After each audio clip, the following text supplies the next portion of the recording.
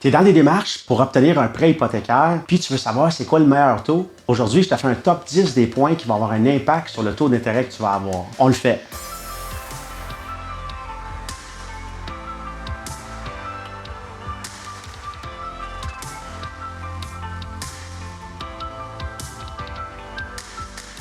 Bonjour, je m'appelle Frédéric Lebel, courtier hypothécaire agréable. Je veux que tu comprennes que le monde de l'hypothèque, c'est pas une science qui est exacte. Certaines institutions financières vont regarder au complet les points suivants pour te donner ton taux d'intérêt. D'autres vont baser leur taux sur certains des critères suivants, mais il n'y a aucune institution financière qui va complètement ignorer tous les points puis te donner un taux sans même te poser des questions. Chaque dossier est différent, chaque client est différent et chaque banque va regarder le dossier et le client de manière différente. Le type de transaction que tu fais. Ta transaction hypothécaire peut être ça ou ça. Alors tiens juste qu'il y a des institutions financières qui vont baser leur taux sur le type de transaction que tu fais, le montant de ton financement hypothécaire.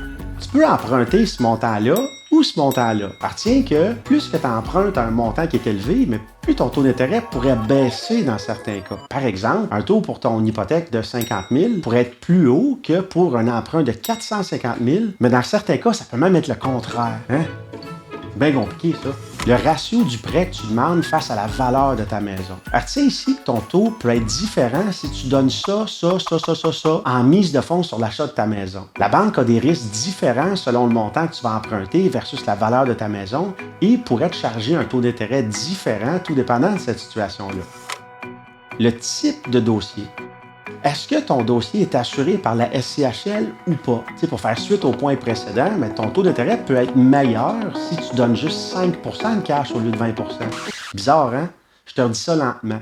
Ton taux d'intérêt peut être meilleur si tu donnes juste 5 au lieu de 20 C'est parce qu'à 5 la banque a une assurance SCHL, Sagen ou Canada Guarantee dans le dossier qui la sécurise qu'elle va être remboursée si tu arrêtes de faire tes paiements. Alors qu'à 20 elle n'a pas ça. Donc, moins de risque pour la banque, meilleur taux pour toi. Ta cote de crédit. Si ta cote est bonne, tu pourras avoir accès à des meilleurs taux que si ta cote de crédit était faible. Check mon dernier vidéo, je t'explique exactement comment avoir une bonne cote puis tout. Ta durée de garantie de taux. Tu veux que la banque te gèle un bon taux, mais tu lui demandes en même temps que tu veux passer chez le notaire dans 6 mois ou dans 1 an, mais ton taux pourrait être impacté par rapport à ça. Plus tu passes rapidement chez le notaire en général, mieux ton taux d'intérêt pourrait être. Ton occupation de l'immeuble.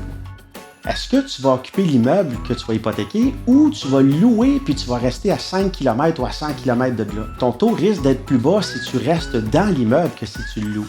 Une remise en argent. Est-ce que la banque t'a donné ça ou ça en cash pour payer ton notaire, ton évaluation, ta pénalité, par exemple? Mais tu sais, c'est possible d'avoir des bonnes sommes de la part des banques pour t'inciter à faire affaire avec elles. C'est normal, c'est de la business, mais ton taux pourrait être impacté à cause de ça.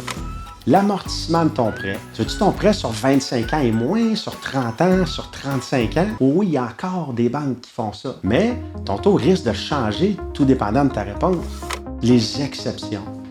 En veux-tu, en v'là. Si tu fais une autoconstruction, tu as besoin de passer par un programme spécial de travailleurs autonomes en auto-déclarant tes revenus parce que tu ne déclares pas assez dans ton rapport d'impôt, tu n'as plus d'emploi, tu es à la retraite, tu as bien des actifs dans ton compte, ben, ton taux pourrait changer pour plusieurs raisons différentes.